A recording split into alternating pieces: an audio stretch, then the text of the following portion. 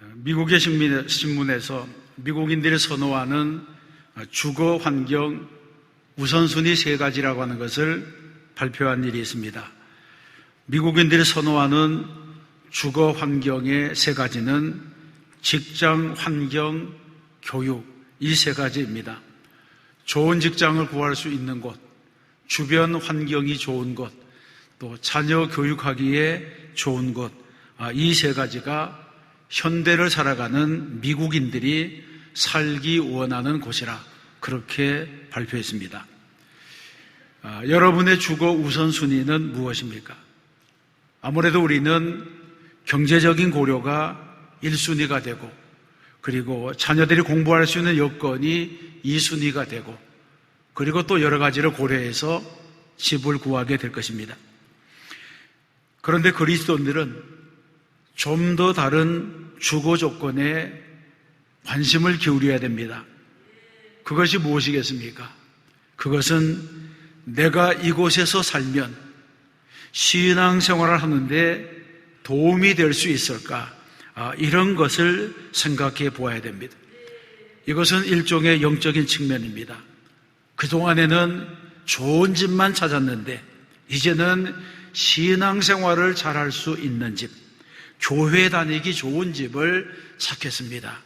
이런 대답을 우리가 할 수 있어야 하는 것입니다. 만일 우리가 이런 응답을 하게 된다면 하나님께서 얼마나 기뻐하시겠습니까? 반드시 하나님께서 그 소원을 이루어 주시게 될 줄로 믿습니다. 오늘 본문에 등장하는 버가모는 어떤 곳입니까? 버가모는 에베소 그리고 서머나와 함께 소아시아 지역을 대표하는 3대 도시 가운데 하나였습니다. 이 도시가 자랑하는 3가지가 있었는데 첫 번째는 제우스 신전입니다. 버가모는 에베소 다음으로 고대 유적지가 많은 곳이라서 지금도 산 위에 올라가 보면 제우스 신전의 터가 남아 있습니다. 그리고 수많은 신전들의 허물어진 기둥들이 남아 있습니다. 두 번째 자랑하는 것은 도서관입니다.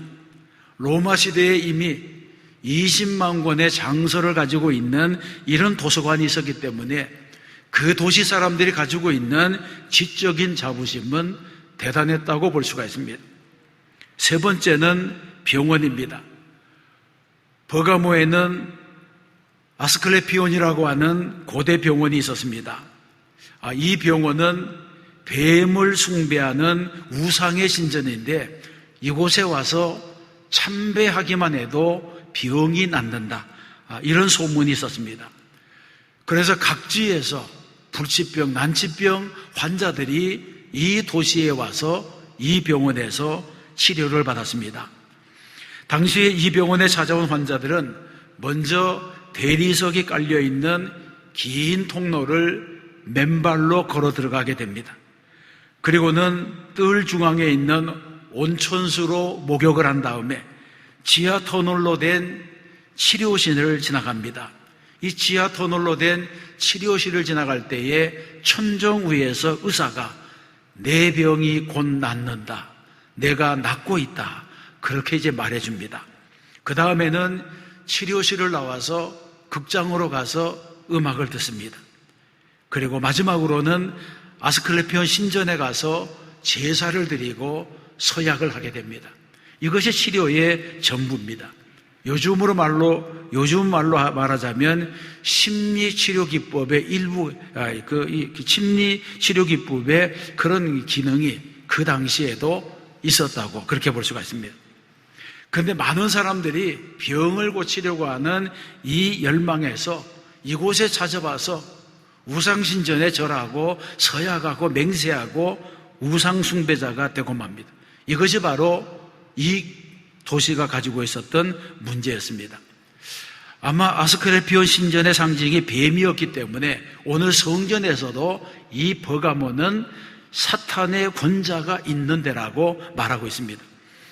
지금도 군대의 의무병과의 그 표시는 뱀으로 되어 있고 앰뷸런스의 표시도 여러분 자세히 보면 뱀으로 되어 있는데 이것이 바로 아스클레피온 신전의 전통으로부터 온 그런 것이라고 볼 수 있습니다.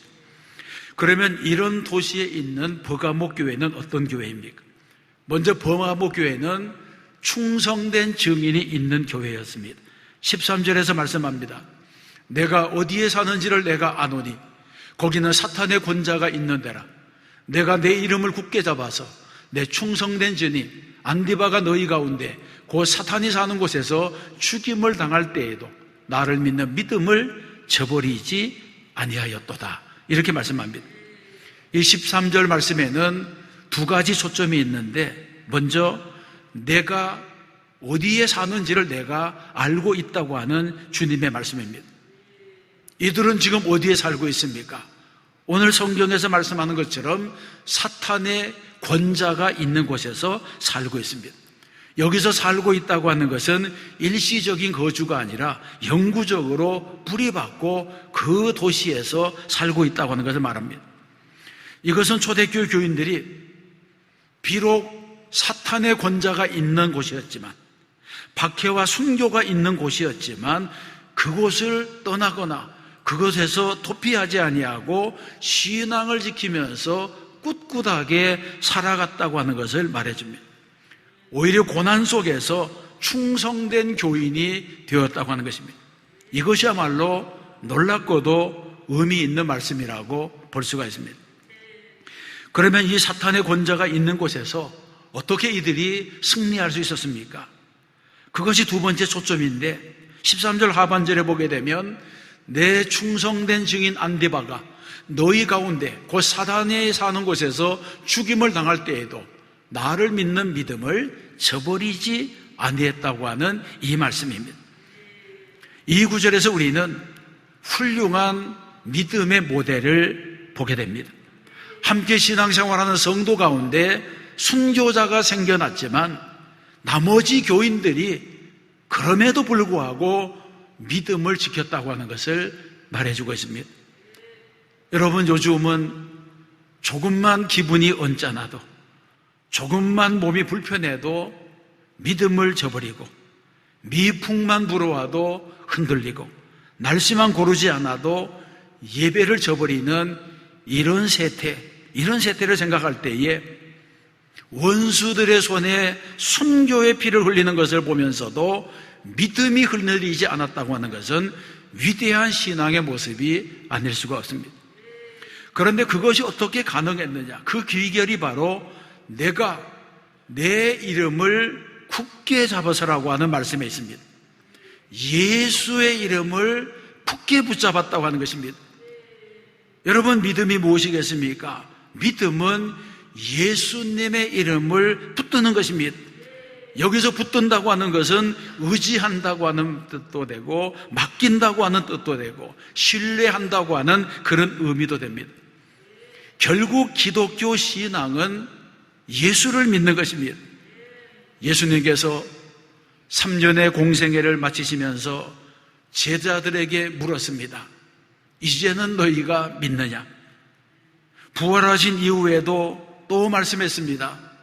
너는 나를 본고로 믿느냐? 보지 못하고 믿는 자들은 복되도다라고 말씀했습니다.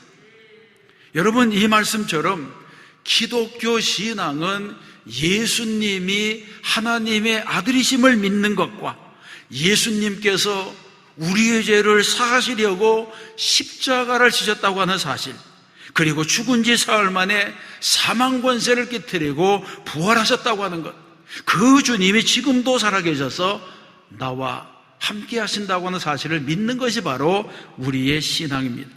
이것이 기독교의 전부입니다. 이것이 바로 우리의 신앙이고 우리의 믿음입니다.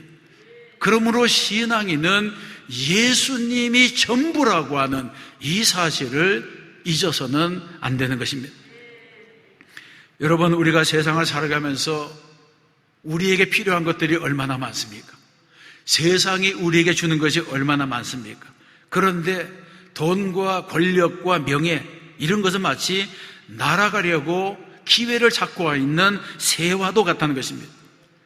잠시 한눈 팔면 도망가 버리고 날아가 버립니다. 내가 가지고 있지만 내 것이 아니고 내 손에 있는 줄 알지만 그것이 내 손에 남아있지 않다고 하는 것을 발견하게 됩니다. 끈이 떨어진 연이라고 하는 말이 있지 않습니까?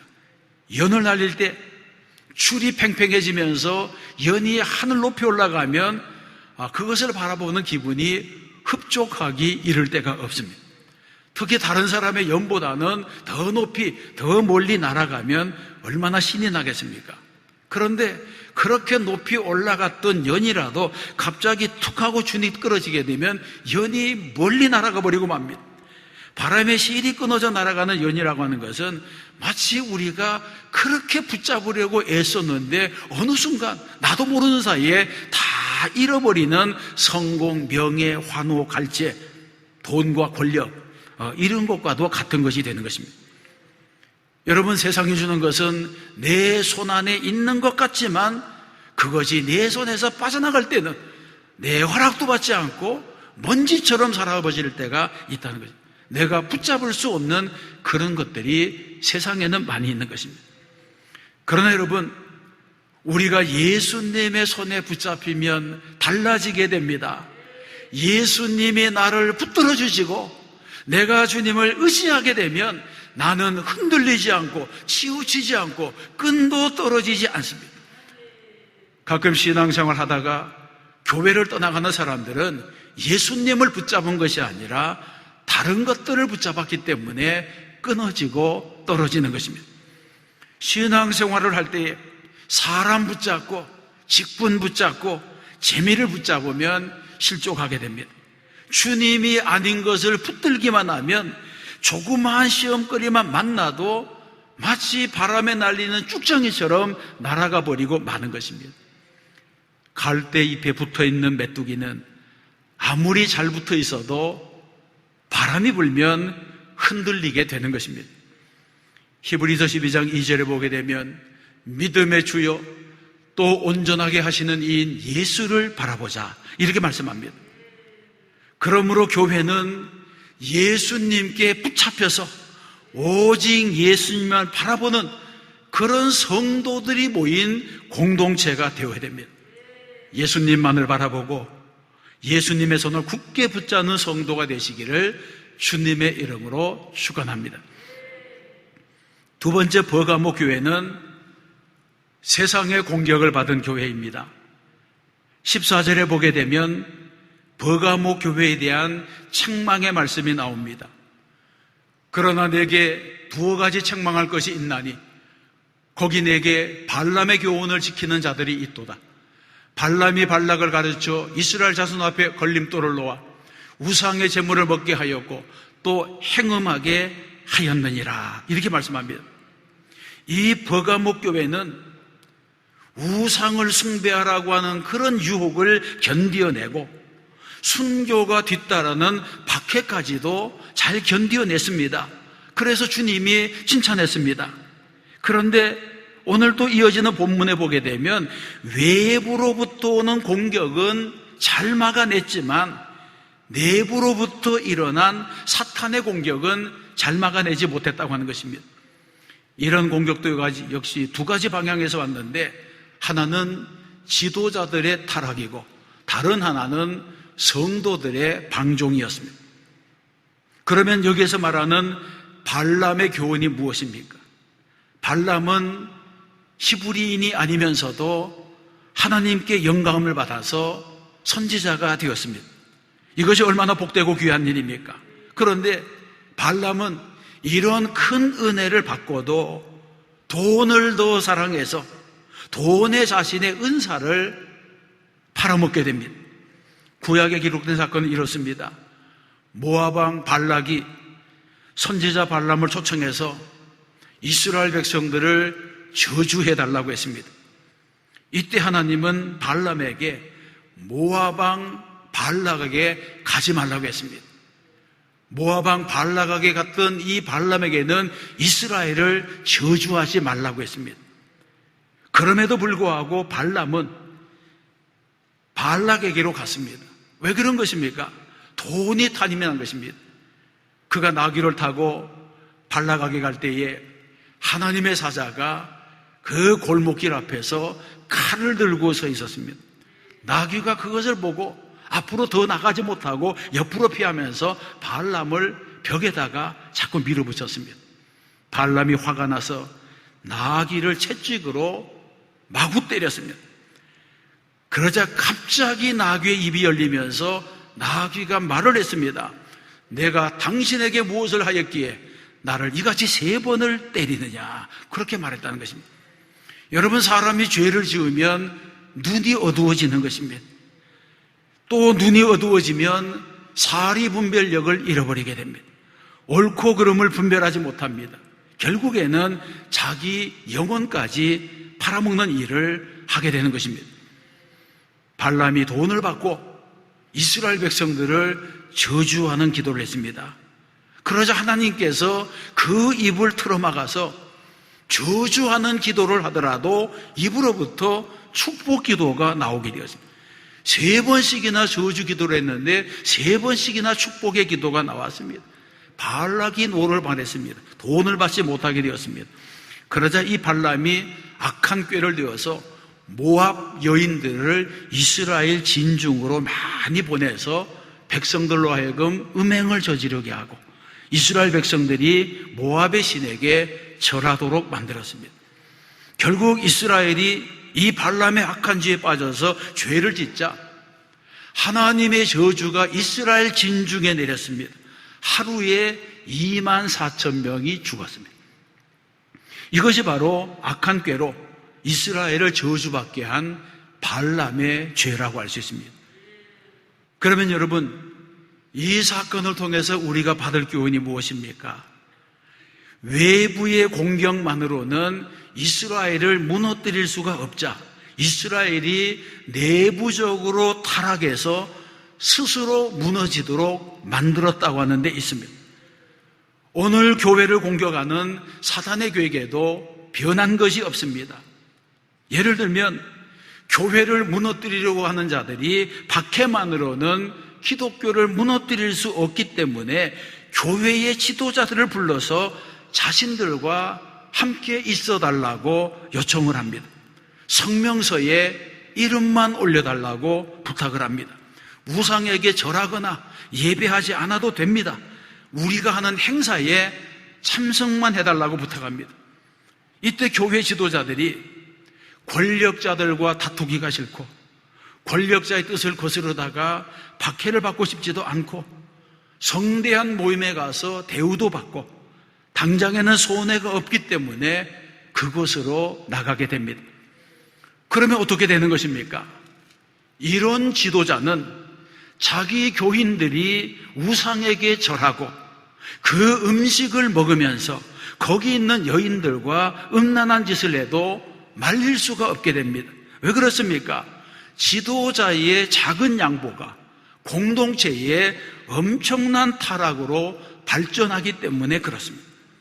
지도자는 단지 그 행사에 참석했을 뿐이지만 성도들은 그 지도자가 그 행사의 모든 내용을 수락하고 받아들인 것으로 생각합니다. 그래서 지도자는 가야 할 곳과 가지 말아야 할 곳, 서야 할 곳과 서지 말아야 될 곳을 분별해야 됩니다. 이것이 바로 먼저 믿는 자의 책임이고 지도자가 된 사람의 책임이 되는 것입니다. 우리는 신앙생활하는 가운데 발람처럼 다른 사람 앞에 올무를 던지는, 올무를 놓는 이런 일을 해서는 안 된다고 하는 것입니다. 한때 남북 간의 화해 무드가 조성되었을 때 10여 년 동안 수많은 지도자급 인사들이 방북단의 일원으로 북한을 다녀왔습니다. 목사들도 많이 다녀왔습니다. 그런데 북한을 한 번이라도 다녀온 인사들 가운데 북한의 도발에 대해서, 북한의 세습 독재에 대해서, 북한의 인권 문제에 대해서 비판하는 사람을 찾아볼 수가 없습니다. 왜 그런 것입니까? 북한에 가보니 그곳이 정말 지상낙원이었기 때문에 할 말을 잃은 것입니까? 그렇지 않으면 발람의 올무에 걸린 것입니까? 공산주의자들은 자신들의 이익을 지키기 위해서 무슨 짓이라도 다 하는 집단입니다. 그러므로 지도자의 위치에 있는 사람이 이런 올무에 걸리면 안 됩니다. 이런 올무에 걸리면 맛이른 소금이 되고 괴악한 누룩이 되고 결국에는 공동체를 파괴하고 자기 인격이 파탄나고 나라까지 팔아먹는 반역자가 될 수 있는 것입니다. 성경에서 말하는 짓지 못하는 벙어리개가 되고 만다고 하는 것입니다. 교회를 향한 세상의 공격은 만만하지 않습니다. 발람의 올무를 우리 앞에 던지고 교회가 내부로부터 허물어지게 하고 지도자들의 입에 재갈을 물립니다. 그리고 돈과 권력, 명예와 쾌락, 현실에 안주하려는 무사안일주의, 적당주의, 불의에 눈 감는 침묵, 온갖 방법으로 지도자들을 괴롭히고 지도자들을 향해서 접근해 오는 것입니다. 버가모 교회는 착한 일도 하고 잘한 일도 있었지만 작은 죄를 용납하다가 영적인 순결을 잃어버렸습니다. 이것이 바로 주님께로부터 책망을 받는 일이 된 것입니다. 세 번째, 버가모 교회에 대한 주님의 권면의 말씀이 있습니다. 16절에서 말씀합니다. 회개하라. 그러하지 아니하면 내가 네게 속히 가서 내 입의 검으로 그들과 싸우리라. 아멘. 버가모 교회에는 검이 자주 등장합니다. 12절 말씀에서도 버가모 교회의 사자에게 편지하라. 좌우에 날선 검을 가지신 이가 이르시되, 이렇게 말씀합니다. 또 구약에 보게 되면 발람 앞에 나타난 하나님의 사자도 검을 들고 있었습니다. 그러면 검이 무엇을 상징합니까? 이 검은 주님의 심판을 상징합니다. 진리에서 떠나 세속화되어 있는 교회를 향해서 주님은 좌우에 날선 검을 가진 심판자로 등장하신 것입니다. 그런데 여러분, 만일 주님이 우리 앞에서 검을 들고 서 있는데 우리의 눈이 어두워져서 나아기도 알아보는 검을 우리가 알아보지 못하면 어떻게 됩니까? 지금도 주님의 검은 여러 가지 모양으로 우리 앞에 나타나 있습니다. 단지 우리가 눈이 어두워서 보지 못하고 있을 뿐입니다. 하나님께서 우리에게 사인을 주실 때 우리는 빨리 돌아서야 됩니다. 성경 말씀을 통해서, 설교를 통해서, 어떤 사건을 통해서, 고난을 통해서, 사람을 통해서 경고의 소리를 발하실 때에 빨리 그 소리를 알아듣고 방향을 돌리지 않으면 좌우에 날선 검을 가지신 심판의 주님을 만나게 되는 것입니다. 16절에서 분명하게 말씀했습니다. 회개하라. 이 회개하라고 하는 것은 잘못된 삶의 방식에서 완전히 돌아서라고 하는 그런 말씀입니다. 그리고 내 입의 검으로 그들과 싸우리라고 하는 이 말씀의 의미가 무엇이겠습니까? 이 말씀의 의미는 실제로 칼로 사람을 벤다고 하는 것이 아닐 것입니다. 그러면 무엇을 말합니까? 여기서 말하는 검은 말씀의 검입니다. 말씀의 검으로 정죄하시겠다는 것입니다. 다시 말해서 죄를 품은 사람이 하나님의 말씀을 들을 때에 그 말씀으로 나를 친다고 느끼게 되는 것입니다. 그때 돌이키면 용서받고 회복이 되지만 반대로 적개감을 나타내면 그들과 싸우시리라고 말씀하신 주님을 대적하는 일이 되기 때문에 돌아올 수 있는 길이 없다는 것입니다. 그렇습니다. 오랫동안 제멋대로 살면 두려움이 없어집니다. 죄도 지은 지가 얼마 안 되는 그런 죄는 죄를 짓고 나서 양심의 가책을 느낍니다. 그래서 이런 상태에서 책망을 받으면 무릎을 꿇고 자복하고 회개하지만 죄 짓는 사람이 오래되어서 마치 화인 맞은 양심과 같이 되어서 마음이 굳어지면 그때는 주님의 말씀이 들려와도 그 말씀에 대항하여 싸웁니다. 말씀을 듣고 회개하기보다는 오히려 그 말하는 자를 대적하고 정죄하고 미워하게 되는 것입니다. 스스로 돌아올 수 있는 길을 떠나가는 것입니다. 그러므로 여러분, 우리는 정죄받기 전에 스스로 양심의 소리를 들어야 됩니다. 양심의 소리가 들릴 때 우리는 잘못된 길에서 돌이켜야 됩니다. 사람은 직격탄을 맞으면 회개하기보다는 분노로 싸울 가능성이 더 많아집니다. 하나님께서 내게 말씀하시는 하나님의 음성에 귀를 기울이는 성도가 되어야 할 줄로 믿습니다. 사랑하는 성도 여러분, 우리 교회는 어떤 교회가 되어야겠습니까? 먼저 우리 교회는 충성된 증인이 많은 교회가 되어야 합니다. 안디바와 같이 순교자의 마음을 품은 교인들이 많아서 모든 사람들이 세속과 물결에 휩쓸려 떠내려간다고 할지라도 교회와 신앙을 굳게 지키는 성도들이 교회 안에 많이 있어야 하는 것입니다. 두 번째는 신앙의 순결을 지키는 교회가 되어야 합니다. 교회 안에는 바알람의 교훈을 지키는 자, 니골라당의 타락한 가르침을 따르는 자, 이런 자들이 발을 붙이지 못하게 해야 됩니다. 마태복음 10장에 보게 되면 몸은 죽여도 영혼은 능히 죽이지 못하는 자들을 두려워하지 말고 오직 몸과 영혼을 능히 지옥에 멸할 수 있는 일을 두려워하라, 이렇게 말씀합니다.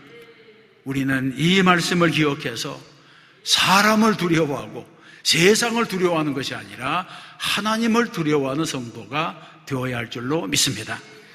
세 번째는 주님께 인정받는 이기는 교회가 되어야 합니다.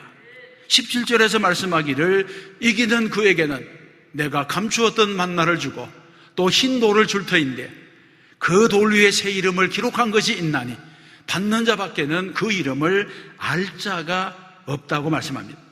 이 말씀은 사탄의 공격을 이기는 자에게는 하나님께서 풍성한 양식으로 먹여주시고 천국에 들어가는 패스를 주시겠다고 말씀하고 있는 것입니다. 보가노 사람들은 사탄과 타협해서 우상의 제물을 먹었습니다. 그러나 그 음식에는 참된 만족, 참된 배부름이 없었습니다. 그렇습니다. 성도들은 주님이 주시는 만나를 먹어야 할 줄로 믿습니다. 또 이 세상의 삶이 전부가 아니기 때문에 우리는 천국의 시민권을 받고 영생으로 들어가는 출입증을 받아야 됩니다. 그것이 바로 흰돌을 받는 일이 되는 것입니다. 오늘의 말씀은 코로나 바이러스로 고통받고 있는 교회와 성도들에게 꼭 필요한 말씀입니다. 실제로 우리가 살아가고 있는 이 세상에는 하나님을 대적하는 것들이 너무나 많습니다. 우리가 이 세상에 나가서 말씀대로 살고 바르게 살려고 하면 방해하는 것들이 많습니다. 실제로 영적인 세계에는 사탄의 권자가 있기 때문에 교회를 무너뜨리고 믿는 자들을 멸시받게 하고 신앙을 조롱거리로 만드는 이런 일들이 비일비재한 것입니다. 외부적으로는 사탄의 권자가 있다면 내부적으로는 바알람의 길을 따르는 지도자들도 있습니다. 성도들을 잘못된 길로 인도하는 거짓 선지자들도 있는 것입니다. 이런 때 우리는 영적인 분별력을 가지고 우리 신앙의 중심을 지켜나가야 할 줄로 믿습니다. 하나님의 말씀이 오직 삶의 기준이 되어야 하는 것입니다. 또 한 주간 믿음으로 살고 말씀대로 살아 승리하는 저와 여러분 되시기를 주님의 이름으로 축원합니다.